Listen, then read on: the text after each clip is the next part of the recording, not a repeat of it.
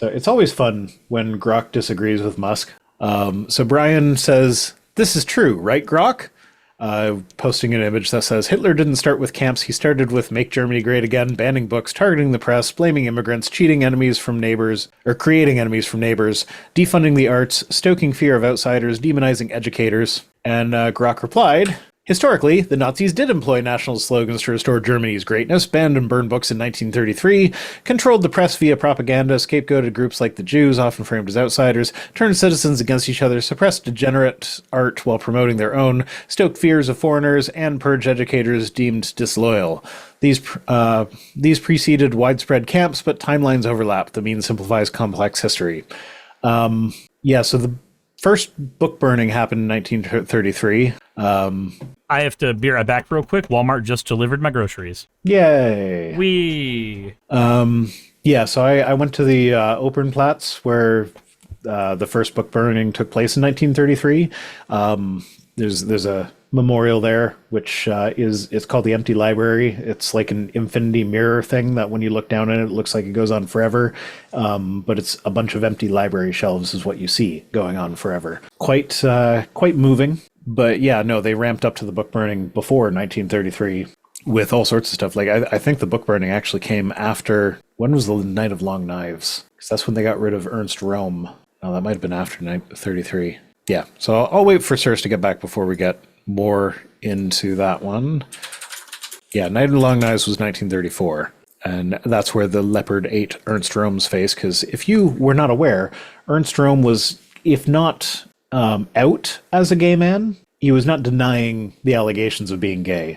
And he actively patronized gay bars. And there were some gay people that were like, yeah, this means that we have representation. And there were others that were like, why is this gross right-wing Nazi guy in our spaces? And then Hitler had him killed.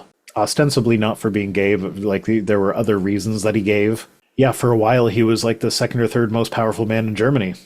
Weren't they the ones about queer people and trans people? So yeah, the 1933 book burning was not exclusively books about papers and books and stuff, material about queer and trans people. But that is where most of the material from the Institute for Sexual Science was burned. And they raided the Institute for Sexual Science 3 or 4 days before they did the book burning. And yeah, they put medical research into trans healthcare back by like 40 or 50 years by burning that material, because a lot of it is just permanently lost. Like that was one of the things. I very highly recommend the book Gay Berlin. And one of the things that kept coming up there is that there were a lot of records that just did not survive. So there's a lot of unknowns in the early development of like the Institute for Sexual Science and Magnus Hirschfeld's history, and we just don't know a lot of what happened there because a lot of that was burned by the Nazis. But he like, even so, there was still a lot that was preserved, and one of Magnus Hirschfeld's students actually kind of took up his mantle in the 1950s after the Nazi stuff had been finished. He kind of started continuing his work, but like it's possible that we would be a lot further on in trans healthcare than we are now if the Nazis had not raided the Institute for Sexual Science and burned all their materials. So it really is, it's quite tragic. Well, we talked about the rocket ship museum that I went to with Suris, so I will put on the hat that I got while I was there. So there we go. Astronauts on Abbey Road. I don't know why that's a thing that they did. Like, it's not like they were celebrating British astronauts or something. They just put astronauts on Abbey Road for some reason. What's the book again? Gay Berlin by who? I forget the author. Robert Beachy, I think. If you Google Gay Berlin, it's the first thing that comes up. Nope. The first thing that comes up is Travel Gay, Gay Berlin Guide 2025, Gay Bars, Clubs, Saunas, and more. Okay. Gay Berlin book. The first thing that comes up. No? Second thing that comes... No, yeah, first thing that comes up. One's Goodreads, though. The other is Google Books or something. Robert Beachy. It's a really good book. Highly recommended. Really gives some insight onto the development of, like... Because it was surprising... Like, that's one of the things I've never really understood was how... Like, my understanding of the 20th century was such that it's like, I didn't think anyone was really affirming of trans healthcare. So the fact that there were people that, like, Magnus Hirschfeld helped... legally change their sex on all their paperwork to match their gender identity was something that just kind of astounded me. Like I didn't know that that was a thing that even happened in the early 20th century. And so that this book sheds a lot of light on how that developed and how it was actually this weird combination of the fact that being gay, not being gay, but the act of sodomy was illegal in Germany, but the way the statute was phrased made it really, really hard to enforce, combined with certain attitudes among the police that were in charge of enforcing that, kind of combined to create this perfect storm almost of a situation where it basically made it perfect to encourage the scientific study of homosexuality and gender identity and like anything LGBTQ related. Because like in France, for example, sodomy was legal. It was fine. It was still socially frowned upon, but you couldn't be charged for it. So the people that were engaging in it were doing so in private. And if they got caught, there might be some social stigma, but there's no legal ramifications. Then in England, the laws were such that you couldn't even discuss it in the scientific literature. It was illegal. You would be censored. And if you did discuss it, anything that would be allowed had to be published in Latin so as not to offend their delicate sensibilities and make it inaccessible to people that might stumble upon this research or whatever. So Germany had this weird thing where it's illegal, but it's impossible to enforce. So the police kind of kept an eye on the gay scene in order to find other crimes. So there'd be blackmail was a huge one. Like a prostitute would sleep with someone prominent, and when they realized it was someone prominent, they'd be like, oh, you need to pay me 100 Deutschmarks or I'm going to go to the papers with the fact that you slept with me. That was a massive problem. So the police actually they were cracking down on blackmail more than on the anti-sodomy laws. But what ended up happening because of that was the police would often attend these fabulous masquerade balls where it was all men, but half of them would be dressed up as women and they'd be dancing with each other, and it's very clearly a gay meetup sort of thing. And the police would actually give tours to foreign people that were visiting, and it could be authors, it could be celebrities, it could be politicians, or it could be researchers looking to learn more about human sexuality. And so the police attitude towards enforcing the anti-gay laws is what created the environment that resulted in the scientific study of homosexuality, which Magnus Hirschfeld then, he came up with a spectrum of sexuality and gender that had at least 42 million discrete points on it. So that's massively progressive for the time. It was it's really quite phenomenal. As far as I know, Rome was out as much as a gay man could be in the 1930s. Yeah, pretty much, which is basically what I said. He didn't talk about it, but he never denied it, and he went to gay bars. So, yeah, that's a really good book. I highly recommend it. I am still working on that video.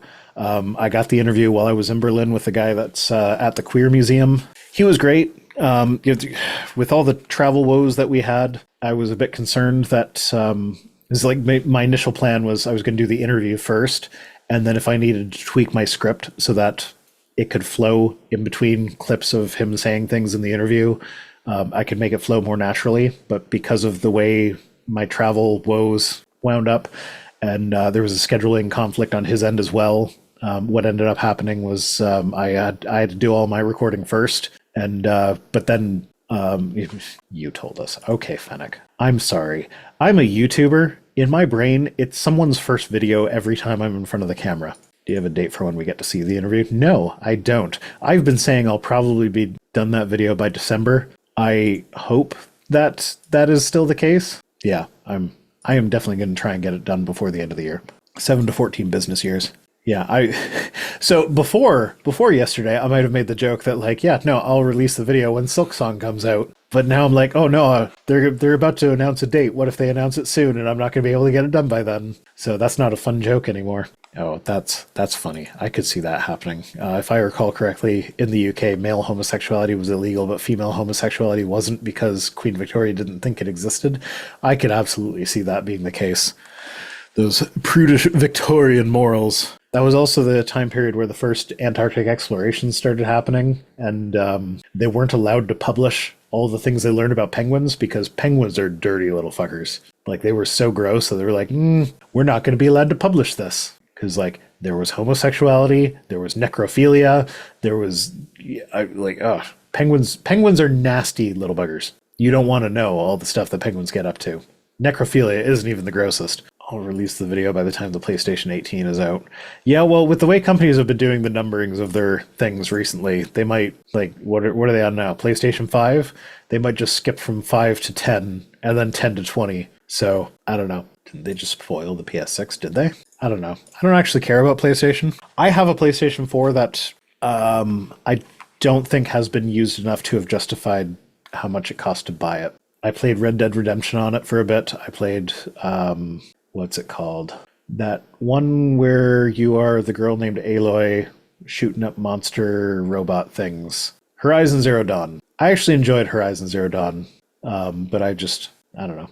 It was never convenient. Suris, hurry up and put your groceries away. Yes, more wholesomely, penguins frequently adopt abandoned eggs, especially gay couples. Yes, penguins can be super cute, and that includes being super cute gay couple raising kids together, but they're also super gross in ways that have nothing to do with homosexuality, but it's just nature being gross, because nature is gross. It takes place in Colorado Springs, which I think is pretty cool.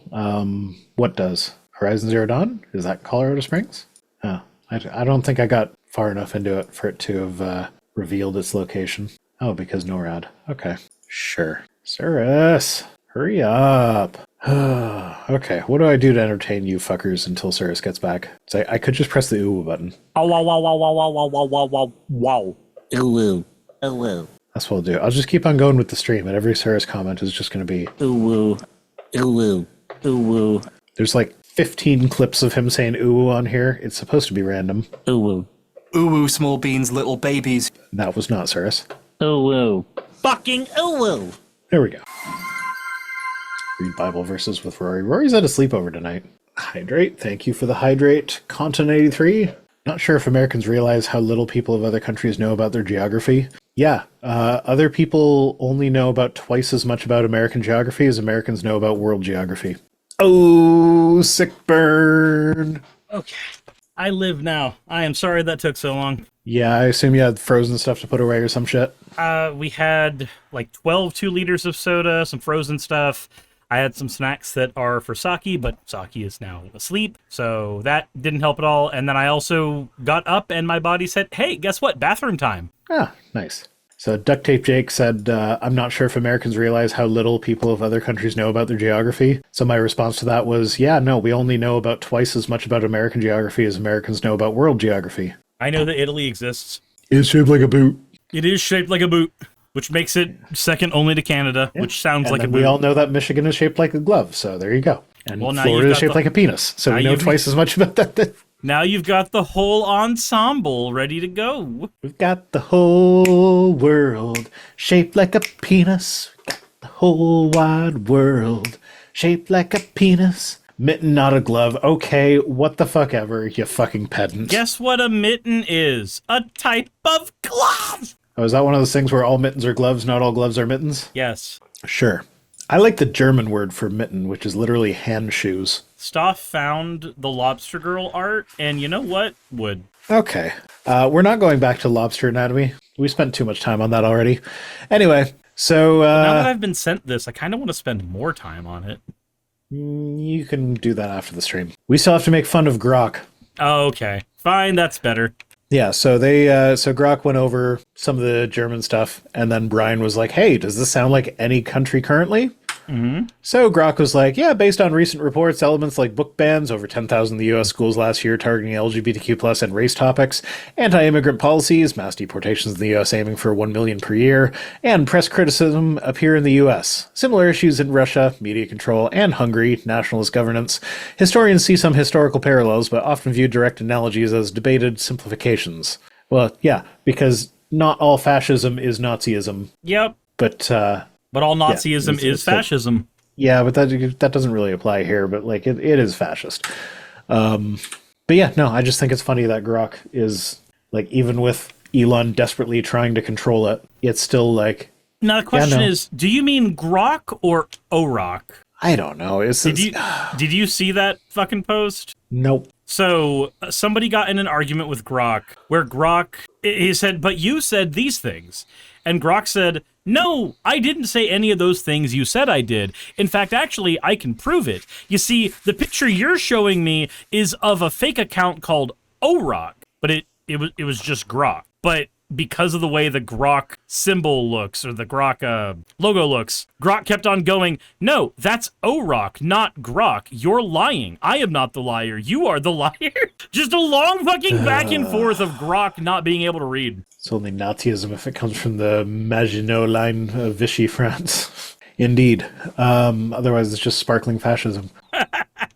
Yeah, no, there's a video I did covering Matt Powell a couple weeks ago, and his thoughts on fornication. And one of the comments was like, fornication originally comes from the Latin word fornix or something like that, which was like an arch in Rome that the cheap prostitutes were known to hang out under. And so I'm like, okay, that's a cool piece of historical knowledge, but so like my response to that is very clearly like, then...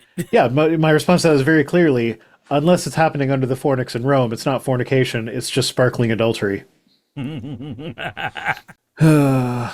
next up we've got Pastor Mark Driscoll. Champagna. Piece of shit. If you really want to be a rebel, get a job, cut your grass, read your Bible, and shut up, because no one is doing that.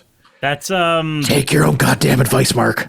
Yeah, I feel like maybe shut the fuck up, Mark. Shut the fuck up, Mark. Shut the fuck up, There we Mark. go. It's like those old protesters. Just shut the fuck up. That's all you have to do. Just shut the fuck up. Shut the fuck up. Just shut the fuck up. Eric Hovind. Oh, that was quick. Hi, Eric. How's it going? Welcome to here again. Yeah. He says, the same God that raised Jesus from the dead is the same God that now lives inside of you. Well, I didn't give him consent, so get the fuck out. Yeah, what's he doing inside of me? No, go away. I mean, I have literally said in several of my videos that God must be the perfect butt plug. Because I can't feel him there, but he's definitely making me spread thin. Well, no, that's the thing, though, is people will say God is perfect. And this comes back to our earlier discussion about the ontological argument, is God has all of the, like, he's a maximally great being, which means he has every property that it is good to have.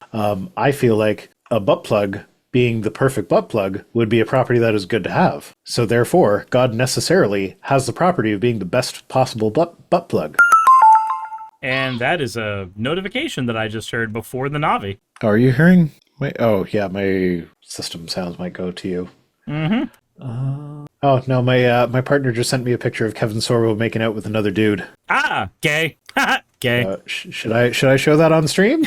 Gay. Yes. Should I show that on stream? Yes, absolutely, because he's gay. He's very anti-gay, but he's gay. Okay, it's gonna take a sec. Look, if he was gay, that'd be okay. I mean, because, hey, we don't like him anyway.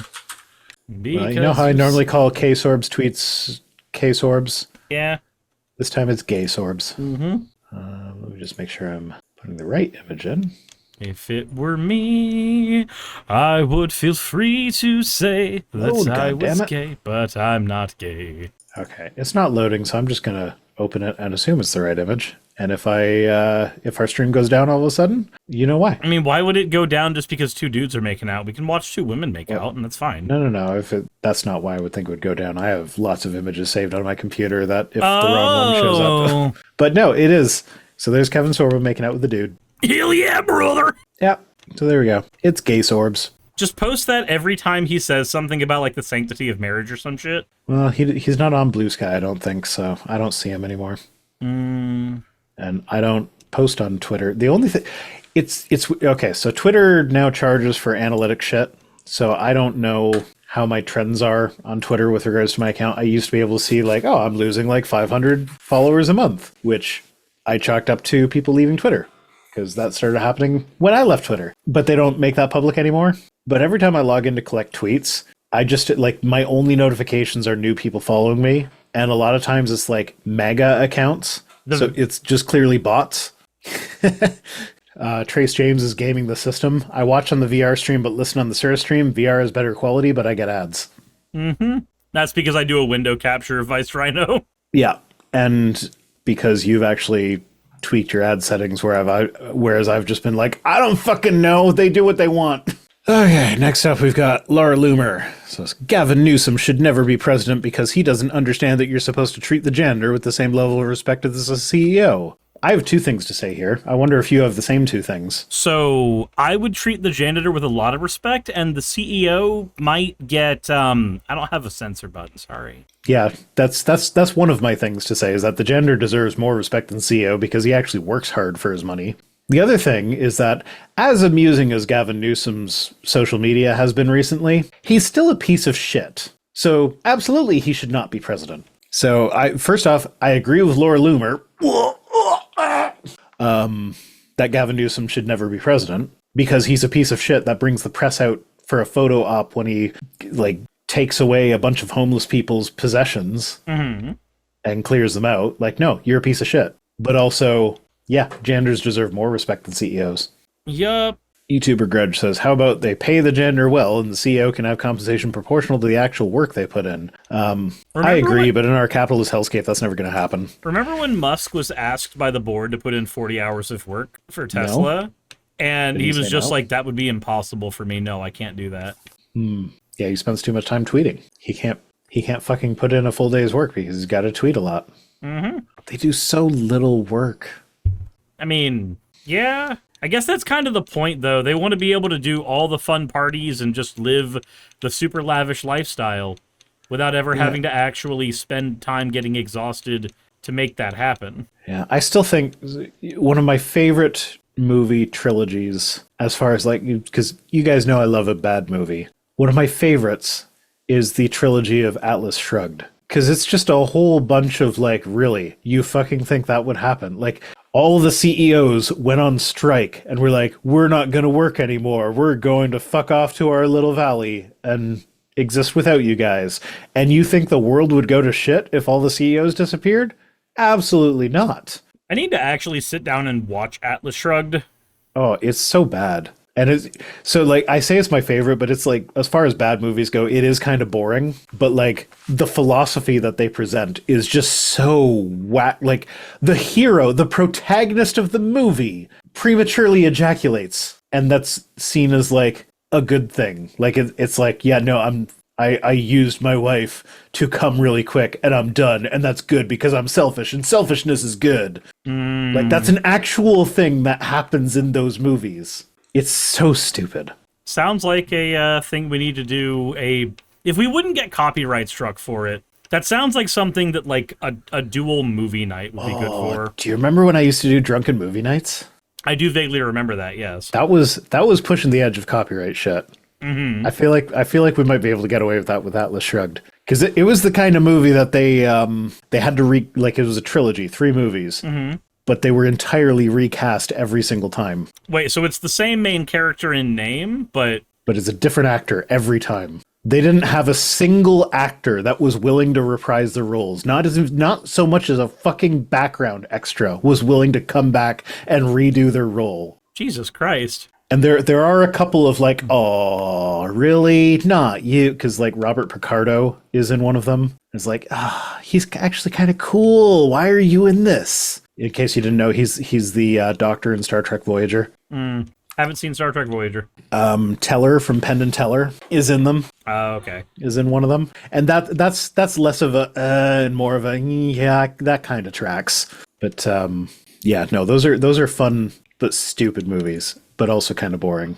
And that's probably where the copyright would hit us with the yeah, did he need the money? That's my thing. He was in the second one, but he was not in the third. So that's where I kind of can give him some grace, where it's maybe he didn't know what he was signing on to. And then as soon as he figured it out, he was like, yeah, no, fuck that. I don't need the money that badly. So he didn't come back for the third one. And this is one of those things where if there's an actor that I kind of I never want to learn anything about their personal life ever, because as soon as I do, then it's it inevitably is oh, so they're a piece of shit and I can never enjoy anything they're in ever again. The exception to that is David Tennant. David Tennant is fucking amazing. He supports trans rights. He just seems to be a great person. Man, you're reminding me that I still need to do that video on Neil deGrasse Tyson. Okay, I don't know what that's about, and I'm not sure I want to know. He did a sit down interview debate type thing with Ben Shapiro, and a lot of the whenever like anything about trans people came up, Neil deGrasse Tyson's exact response to Ben is just like, okay, but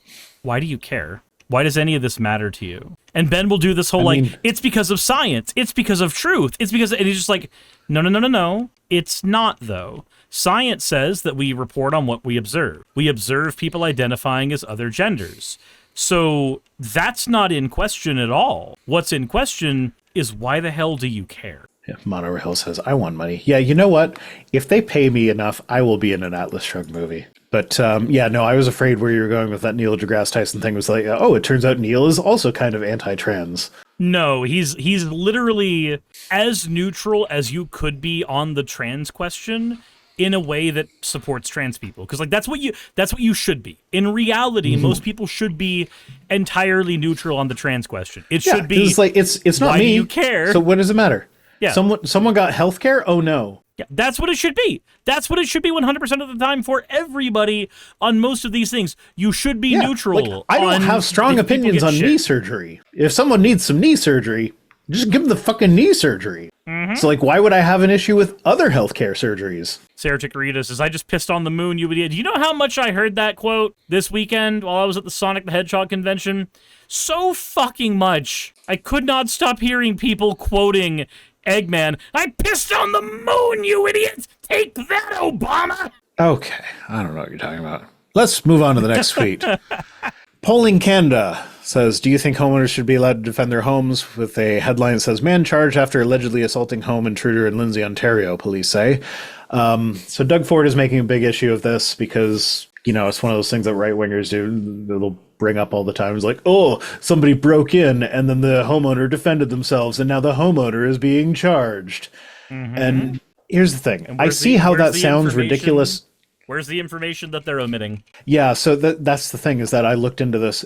They have not released any information as to exactly what happened. So, like, I can see an argument for, like, yeah, absolutely. Defend yourself in your home. I'm fine with that. I could see an argument where, like, if you have defended yourself in your home and the guy is now on the floor and asking for you to stop beating him and you continue beating him with a stick or something, like with a weapon, I could see that resulting in charge of assault. Like, if you go beyond was like, yeah, no, you call the police, you do what you need to do to defend yourself, but like being excessive about it when you don't need to be, I could absolutely see that resulting in charges, and that would be reasonable. Okay.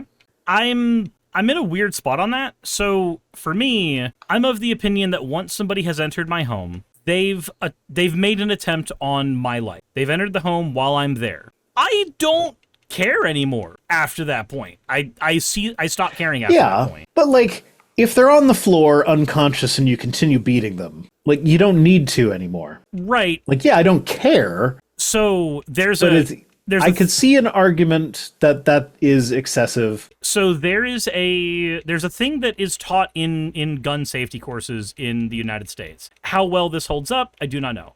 But it is a thing that is taught. If somebody has entered your home, and this sounds horrible, but it is generally better to make them a corpse than leaving somebody up who can testify against you when they are the person who invaded your home. And when we are talking about, like, oh, if they're on the ground unconscious, the details of that are up to the witnesses. And at that point, the only witness is going to be you and the home invader. And if the home invader has a better lawyer, I guess you're fucked. Yeah, okay. I can see both sides on this one, but like, I don't know. This does seem like one of those things where they are making a big deal out of something that, like, when you get all the details, there's actually more to it than that. Mm-hmm. Which that shit happens all the time. Yeah. So like, I'm not trusting that this is like the liar thing where like someone was like trying to break into someone's house, fell through the skylight, landed on a knife, and now they're suing them. Like, no, that's not how it works. But that's what they're making it out to be. Mm. But yeah, no, I'd just say, like, we need more information before we can say that this is actually the wrong thing to do. Yeah, and I can agree with that. I can always agree with wanting more information. It's also easy for us to, like, kind of pontificate from our positions of relative safety. as opposed to like if you're actually on the jury of the trial. Yeah, it's a lot harder when there's somebody's life in the balance as opposed to when you're, a dude on the internet. Like whatever I say, psychoanalyzing it's not it. going to affect whether or not this person goes to jail. But the jury, on the other hand, It's literally their job. Hey, thanks for making it to the end of the video. I really could not do any of this without all of you. Those of you watching, and especially those of you who support me on Patreon. I wanted to go ahead and take a minute to thank all of you who do that, because with YouTube being what it is these days, I really cannot do this full time without the support from each and every one of you. Those people would be Red Joker, Purple Poundini, Jemshin, Britzkrieg, Jupe the Malignant, Michael, Ravalern, Mabbity Babbity, Astral Frontier, Tales of Atonement, Nixie Chan, Kiri Artemis, Limor Pinku, Love Bunny Games, Victorian Alchemist, I'm not saying the last part of that, and you know that, Aurora, Leela Ururaka, Arcton Arclacier, Curatorian, Dren Hadamata, Jordan M, John L, Lord Bleck, Smiling Game Master, and Fireshard. Thank you so very much. But since you're here, why not go ahead and try watching another one? There should be one that's on the screen right now. And if you are a patron of mine, I wanted to go ahead and thank you again for all of your support. There is still a video you could press though, if you'd like. I would appreciate it. Just a little bit.